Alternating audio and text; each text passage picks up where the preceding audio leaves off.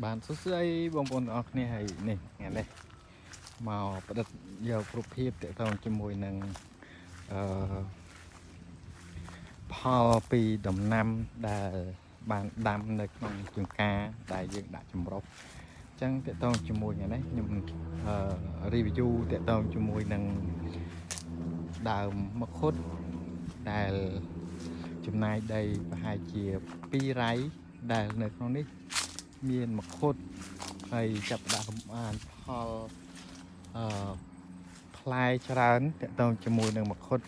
ហើយអាយុកាលគឺ10ឆ្នាំជាងហើយនេះគឺផ្លែភ្ញៀវបងប្អូនហើយផ្លែច្រើនមែនតើមិនក្រោមពី1តោនទេភ្ញៀវនេះវាគ្រប់ដើមគ្រប់មែកទាំងអស់គឺចាប់ដើម skill បដាហើយចិត្តបានហូបហើយនេះគឺជាសកម្មភាពដែលខ្ញុំបានប្រតិរូបភាពតកតងជាមួយនឹងដំណាំទាំងអស់ដែលនៅក្នុងចម្ការហើយនេះយើងដាំជាជូមាន4ជូហើយក្នុងមួយជូបាន10ដើមជាងអញ្ចឹង4ជូវាចូល40ដើមជាងហើយតកតងជាមួយដំណាំនៅពេលដែលយើងដាំគៀកគ្នាចេះវាអាយុវាបានត្រឹមតែ10ឆ្នាំជាងវាចាប់ផ្ដើមដល់ស្លឹកដល់មែកជាមួយគ្នាហើយនេះគឺជាការដែលយើងដាំគៀកគ្នាពេកហើយបើសិនជាបងប្អូនចង់ដាំរៀងឆ្ងាយពីគ្នាអាច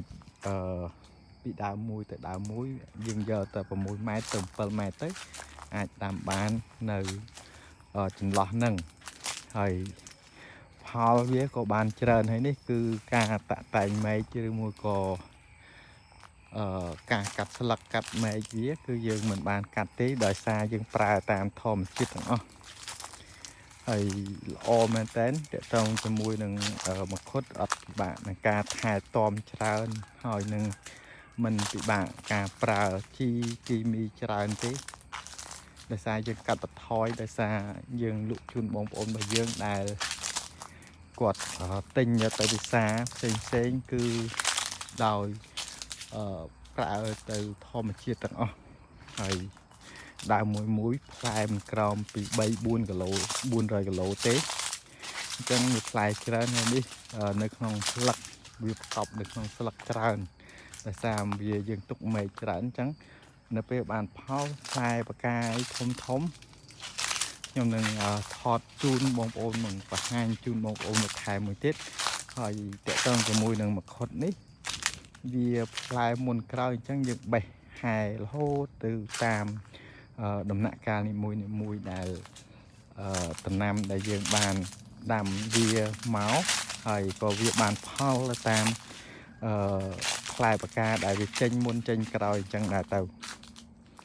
ហើយតកតងជាមួយនឹងបងប្អូនដែលគាត់ចង់ដាំមកបានផលច្រើនអញ្ចឹងបងប្អូនរៀបចំដីអាច7ម៉ែត្រនេះដូចជាកន្លែងនេះអញ្ចឹងនៅពេលដែលយើងដាក់7ម៉ែត្រពីគ្នានៅពេលដើមវាបានផលក៏វាក្រាន់ដែរ